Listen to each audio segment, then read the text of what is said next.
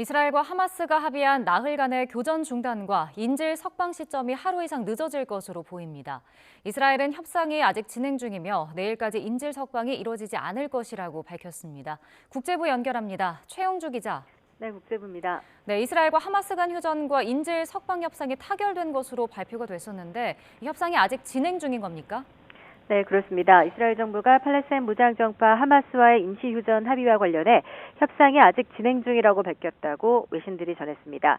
이에 따라 당초 알려진 것보다 하루 늦은 24일까지 인질 석방이 이루어지지 않을 것이라고 밝혔습니다.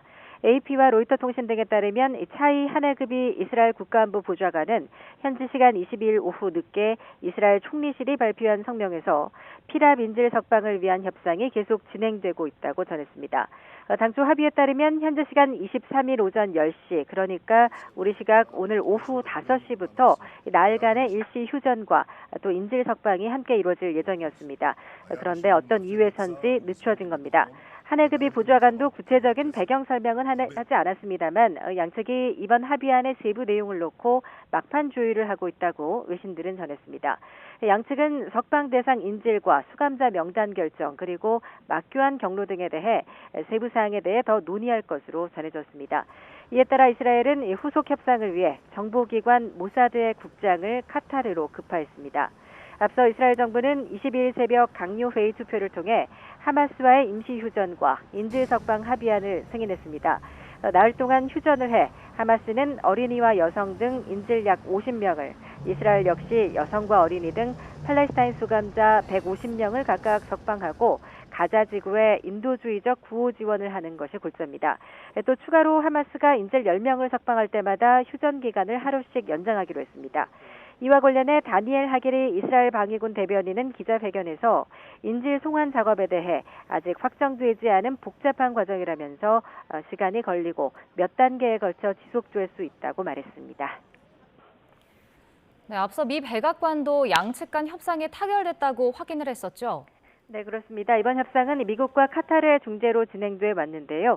앞서 미 백악관도 인질 관련 협상이 타결됐다고 확인했습니다. 하지만 합의 발효 시점을 놓고 이스라엘과 미국 측의 입장이 다소 엇갈리는 것으로 보입니다.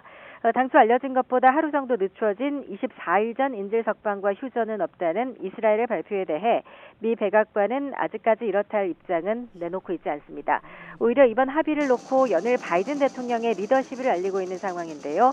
백악관은 현지 시간 22일 X, 옛 트위터에 바이든 대통령의 리더십 덕분에 인질 50명을 석방하는 합의가 타결됐다는 글과 함께 존 커비 백악관 국가안보회의 조정관의 동영상을 올렸습니다. 커비 조정관은 하루 정도 지나면 인질들이 가족과 재회하는 모습을 볼 수 있을 것이라며 이번 협상으로 전투가 나흘간 중단되는데 이는 더 길어질 수도 있다고 말했습니다.